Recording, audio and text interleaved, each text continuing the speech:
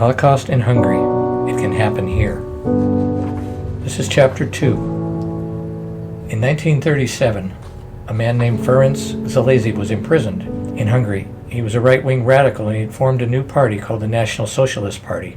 That became the nihilist Keretz Party, which is called the Arrowcross Party in later years.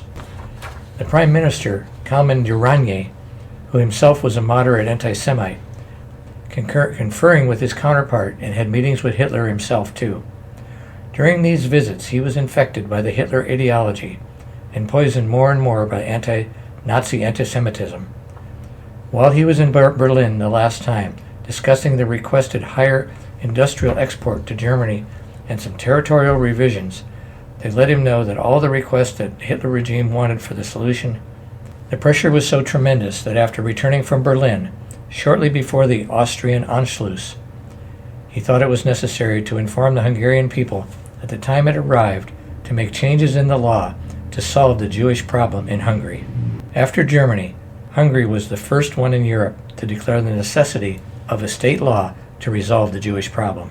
In his radio speech to the nation on March 5, 1938, in the Hungarian city of Győr, he explained the several necessary changes in the economy, industry, and some other fields too.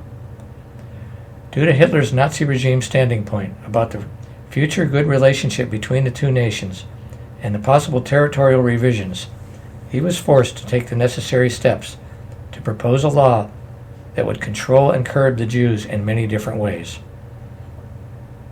When the regent, Admiral von Horthy, elevated him from Secretary of Agriculture to the Prime Minister post, he did not even think that his new Prime Minister would promote anti-Semitism and try to do things behind his back. Meanwhile, on March 13, 1938, the Nazis invaded Austria, and in a very short time they took control of everything. With that move, the anti-Semitism was creeping closer and closer to the Hungarian border. The Austrian Jews were following the fate of the outcast German Jews, down the hill on the road to the horror and total destruction. Unfortunately and unwillingly, Hungary became the neighbor of a dominant power, Hitler's Third Reich. Having a superpower next to Hungary's borders put more pressure on Prime Minister Gyurcsány. Right away he introduced a proposition to the parliament about a new law, which would be a partial solution to the Jewish problem. Opposition to the proposed law was tremendous. A big percentage of the population, politicians, businessmen, high-ranking military personnel, and landowners were against the proposed law. But the majority in both houses, Parliament, accepted it. Unfortunately, even the Roman Catholic Cardinal, Seredi Justinian, and several bishops of other religions voted in favor of the new law. The reason they gave for their decision was that this law will calm down public uproar and lessen the anti-Semitism in the whole country. Later on, history proved this did not happen in the way they thought it would. Instead, it was a death sentence for many of the Hungarian Jewish people. This was the first of many decisions made by the parliamentary people against the will of the ordinary people, to the detriment of everyone in Hungary. Prior to this law, there was no ban on Jews being employed in the government or military service or many jobs in the private sector. But this law would change that. Effective on May 29, 1938, effective immediately, this first Jewish law was in force, and the Prime Minister resigned from the pressure of Regent von Horthy. The religious leaders, after they voted for the law, then tried to get some favors for those Jews who left their original faith and were baptized by any other Christian religion. The law was going to control employment of the Jews in commercial, industrial, and intellectual fields. There was actually a percentage set. Jewish employment was raised at that point from 6.2% to 20% maximum. That sounds good on its face. The reason for this is the government, as the government said, is because Jews cannot be any longer employed in government jobs, military service, and in some jobs in the private sector. Now, prior to this law, the Supreme Court had previously determined that Jews were a race and not a religion, so could not be discriminated on that basis. However, the law disregarded that. The new law disregarded that and considered anyone a Jew who is a member of the Jewish diocese or who has been baptized after July 31st, 1919. or if one or both parents are Jewish. The new law also points out that the extended employment of Jewish people in commercial, industrial, intellectual, or any other field is harmful and dangerous, and is threatening to national security. Therefore, to curb the employment of the Jews is a must for the nation. In the intellectual sector, for a 5-year period, 3,000 persons will be discharged each year. It did not sound too bad, but the government brought new orders and more restrictions that made the existence of the Jews impossible in the future. Now here it gets a bit complicated. Prior to World War II, Czechoslovakia had control over a large portion of the population of Hungary. The borders had been shifted after the First World War. About 1 million people. So to make this more palatable, in 1938, Germany and Italy accepted Hungary's request for a territorial revision. They decided to give back to Hungary a piece of land that was taken away from Hungary after the First World War. Most of those people were Hungarians, and they were now going to be returned to the mainland. But with that new territory, a new problem surfaced for the government. With the population gain, Hungary gained about 78,500 Jews. So this made the present situation even worse. While many organizations tried to fight the proposed law, the majority of the parliament would not relent and stayed in favor of the new law. No matter how hard opposition fighting was against it, they could not stop it. In addition to that, while this argument went on in Parliament, members of the Nihilist Party, on February 3, 1939, decided to retaliate against Jewish protests against the law, and they launched a brutal attack on Jewish people who were coming out from a synagogue after a service on Doheny Street. From the top of an apartment house on the opposite side from the synagogue, they threw hand grenades at the people leaving the church. Several were seriously injured, and some of them died later. The police department could not find the suspects. That outrageous, brutal attack frightened most of the Christian people, but it still not changed their minds about anti-Semitism. On the very day of the brutal attack, Parliament voted again and accepted the proposal. The Prime Minister, Bela Imredi, in his statements and speeches in different cities, tried to explain to the Hungarian people why the second Jewish law was necessary. He pointed out that since the first law was enacted almost a year ago, the Jews in Germany and Italy were facing very strict laws. The neighboring smaller states like Slovenia, Czechoslovakia, and Romania were also curbing Jewish rights rapidly. Hungary was the only country where Jewish population is relatively better off than any other country. In Hungary, today, we have Jewish politicians, statesmen, doctors, lawyers, landowners, and all types of employment in the private sector. This is one of the reasons why the Jews fled these countries and were taking refuge in Hungary. Since the Anschluss, the Jewish population increased by 100,000 in Hungary. Prime Minister Imredi now openly cited the Nazi German pressure and demand for another and more strict Jewish law. Unfortunately for him, a sudden problem showed up which put a rapid stop to his prime minister career. The Nihilist Party, although their leader was in prison, showed their aspiration for power. They started to distribute leaflets accusing the prime minister of having a Jewish origin. Prime Minister Imredi held speeches in different cities denying the accusations. On February 15, 1939, when he found out the opposition party had documents in their possession to prove his Jewish origin, he called his party for a meeting in Parliament. He told him it had just come to his knowledge what he did not know before, that his grandmother on his father's side had Jewish ancestors, and therefore it was his duty to resign and give up the prime minister position. The Regent von Horthy did not waste any time replacing Imredi, and on February 16, 1939, he gave the prime minister position to his old friend, prominent aristocrat, Grof Paul Teleki. The new prime minister did not believe in anti-Semitism himself. He had business connections with high-class Jewish bankers and other businessmen. He was friendly with many of the high society Jews, had transaction with them, but under pressure from Hitler's Nazi regime, he voted for the new restriction law. His vote made the new law by one vote as a majority. The second Jewish law was enacted and announced on May 5, 1939, effective immediately. Just like the first one, it said a person is a Jew whose one parent or two of the grandparents were Jews and belongs to the Jewish diocese now or before. Again, exceptions for those who were baptized before August 1, 1919. It reinstated the former 1920 law which controlled the Jews' enrollment to university.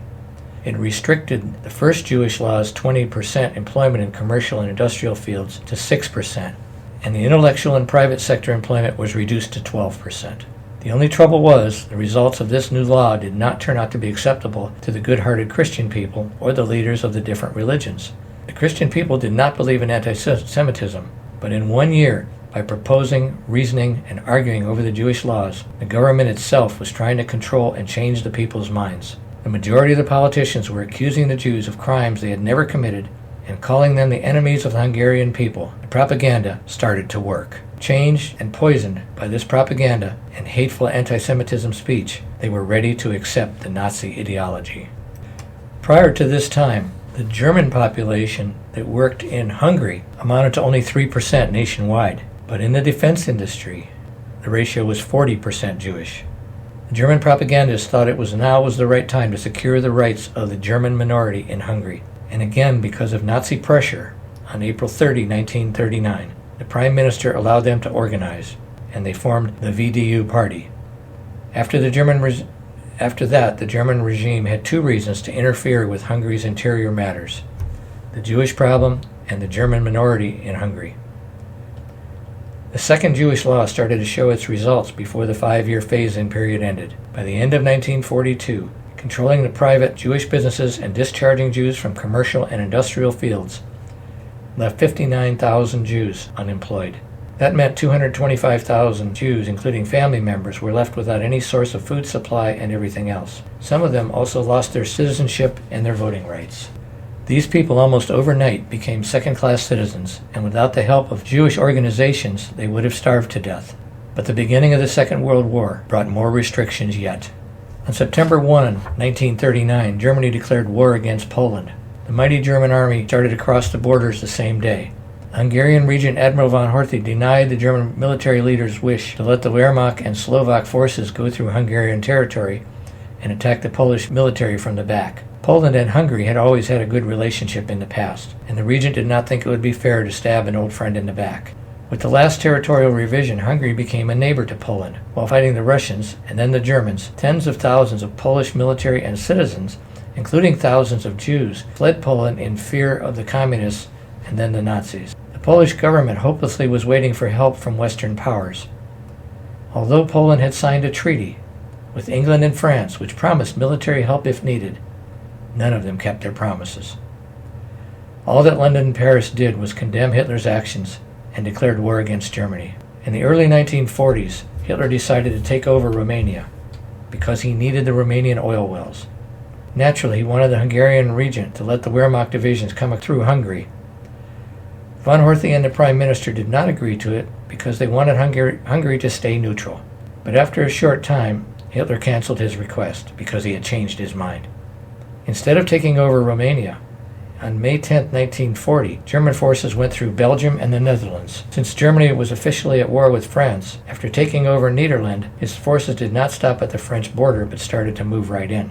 France was not able to stop the mighty Nazi military forces, and after a very short time, June 22, 1940, France surrendered without any condition. On June 26, Hitler was demanding an immediate turnover of some of the territories from Romania. The Romanian government asked Hitler to help them against the Russian aggressor. Hitler, since he needed Romanian oil production, was willing to send some Wehrmacht to help stop the Russian invaders. The Hungarian regent and prime minister changed their standing and agreed to let German military across Hungarian territory. They changed their mind because Hitler was promising another territorial revision for Hungary. He kept his promise on August 30, 1940, through a German-Italian conference that was called in Vienna. That was the second territorial revision in favor of Hungary. They decided to give back Hungary another piece of land which was taken away from Hungary after the First World War and is presently occupied by Romania. According to the referees, about 1,000 square kilometers, including 1.2 million Hungarians and several thousand Jews, were given back to Hungary. By that time, with the new territorial gains, the number of Jews in Hungary increased to over 700,000. On September 15, 1940, the Hungarian military forces moved in and took over that part of Transylvania. On November 20th, 1940, the Regent von Horthy and Prime Minister Teleki signed a three-power treaty and officially became an ally of Nazi Germany. Prime Minister Teleki, due to increased German demands, started to work on the third Jewish law. Meanwhile, without enacting any new law, some other orders were announced by the government. All Jewish members of parliament were expelled because no Jew could be employed by the government. Those persons who had an officer rank in the military could now serve in labor units as helpers without any firearms. Those Jews of draft age would be serving in labor units or camps under military order. That was the last regulation from Prime Minister Teleki. He never believed in anti-Semitism, and whatever he did to curb the Jews in any way was because of Nazi pressure. On December 12 of 1940, the Minister of Foreign Affairs, Count Istvan Zaki, and the Yugoslav Prime Minister signed a peace treaty between Hungary and Yugoslavia. On March 25th of 41, Germany forced Yugoslavia to sign a three-power treaty between Germany, Italy, and Japan. At the time, British troops landed in Greece, and the war on the Balkans now looked imminent. Although the Yugoslav government signed a treaty with Germany, public opinion and the majority of the military opposed the treaty. The regime had to resign. King Peter II took over power. His Prime Minister, General Simovic, and his cabinet, who openly expressed their feelings toward England and their hate toward the Nazis, declared the treaty signed by the former regime as void. They started an all-over-the-country demonstration against the Nazis. When Hitler heard about this problem, he became furious. He ordered his military to destroy the renegade country. He was demanding participation of the Hungarian military and the right-of-way for his motorized military forces through the capital of Hungary, down south to the Yugoslav border. The Regent von Horthy and Prime Minister Teleki found themselves in a tragic situation. Only 4 months after they signed a peace treaty, Yugoslavia, they were now being forced to wage war against the same country, breaking their word and voiding the treaty. Prime Minister Teleki knew the German demand was going to make him break his word, which was unacceptable to him as a statesman. He did everything in his power to oppose and stop Hitler's demand, all to no avail. The Regent von Horthy, although he didn't like to be a puppet for Hitler, was becoming one. He looked at the situation in a more practical way. He knew Hungary was too small and not strong enough to fight or stop Hitler's gigantic military forces, or change Hitler's mind to take over Yugoslavia by force. Hitler didn't want his military to go through the Austrian Alps, so he chose the easier way, crossing through Hungary. The regent knew that if he denied Hitler's demands, there would be an immediate German occupation of Hungary. Besides, he was thinking about the territorial gain for Hungary which was promised by Hitler in March 27, 1941 in Berlin. Hitler promised to give back part of Yugoslavia which belonged to Hungary before the First World War. On March 28 of 41, Regent von Horthy sent a written answer to Hitler expressing his thanks for offering him another territorial gain. The Regent von Horthy called an emergency meeting on April 1, 1941, with his top military advisors and decided the Hungarian military would enter Yugoslavia only after she was completely destroyed by the German Wehrmacht. Meanwhile, Prime Minister Teleki contacted the Hungarian consulate in London and learned that the British government will stop all connections with Hungary if they let the German forces attack Yugoslavia from Hungarian territory. Britain declared it would declare war against Hungary immediately if Hungary did this for Hitler. Prime Minister Teleki could not take the fact that he was defeated. On the early morning of April 3, 1941, he took his own life. In a note he left behind, he said he broke his word and the treaty he signed just a few months before, and that fact made him feel so guilty he found no other way out but to end his life. He was one of the rare politicians who believed in justice, integrity, and the rights of the citizens of a country. You just can't find a person like him anymore, either in Europe or in the whole world. The next day, the regent nominated another politician, Laszlo Bardosi, to the prime minister position.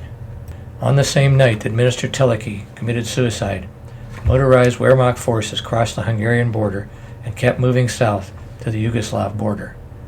The Nazi warplanes were buzzing over Budapest all day long. Hitler did not trust the Hungarian government and wanted to make sure that nothing will double-cross his plans. The German attack against Yugoslavia started on the 6th of April in 41, and the Blitzkrieg was finished in less than 2 weeks.